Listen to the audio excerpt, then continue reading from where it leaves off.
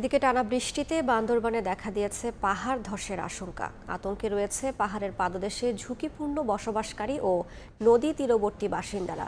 বৃষ্টিপাত অব্যাহত থাকলে যে কোনো সময় পাহাড় ধসে ঘটতে পারে প্রাণহানির ঘটনা। বিস্তারিত জানাতে বান্দরবান শহরে আছেন রিপোর্টার এনে জাকির। সরাসরি যাচ্ছি তার কাছে।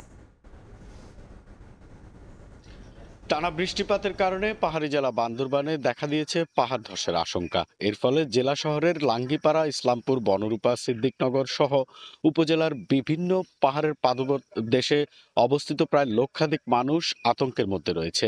মূলত পাহাড়ি এলাকা ভৌগোলিক অবস্থানগত কারণে সমতল ভূমি না থাকার ফলে এখানে নিম্ন মধ্যবিত্ত মানুষজন কিন্তু পাহাড়ি ভূমিতে জায়গা কিনে তারা সেখানে বসতি স্থাপন করে।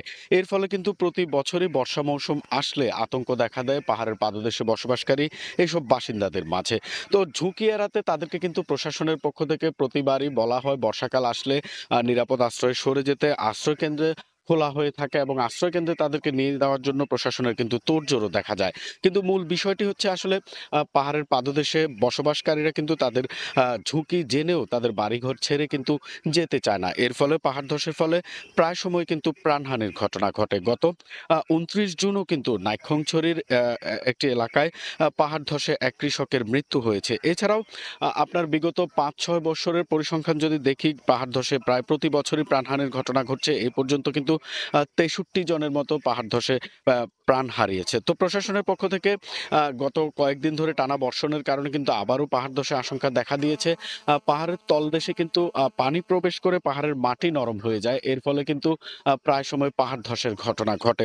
তো গত কয়েকদিন কিন্তু টানা ভারী বর্ষণ অব্যাহত রয়েছে। থেমে থেমেই কিন্তু পাহাড়ি এলাকায় বৃষ্টিপাত হচ্ছে। এই কারণে কিন্তু বিভিন্ন জায়গায় পাহাড় ধসের আশঙ্কা দেখা দিয়েছে এবং ইতিমধ্যে কিন্তু বেশ কিছু জায়গায় পাহাড়ের মাটিও ধসে পড়েছে। বিশেষ করে বিভিন্ন পাহাড়ি রাস্তায় কিন্তু পাহাড়ের মাটি ধসে বিভিন্ন উপজেলার সাথে সড়ক যোগাযোগও সময়ে সময়ে বিচ্ছিন্ন হয়ে পড়ছে। আবার সেগুলি পরিষ্কার করে কিন্তু সড়ক যোগাযোগ স্বাভাবিক করা হচ্ছে। তো এখনো বলা চলে যে বৃষ্টিপাত যদি অব্যাহত থাকে এই পাহাড় ধসের সংখ্যা কিন্তু এখনো রয়েই যায়।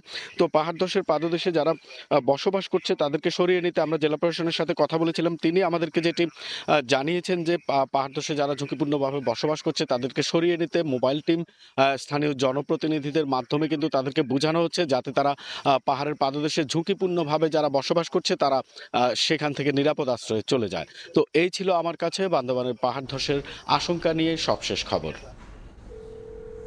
সরাসরি যুক্ত ছিলাম বান্দরবানে।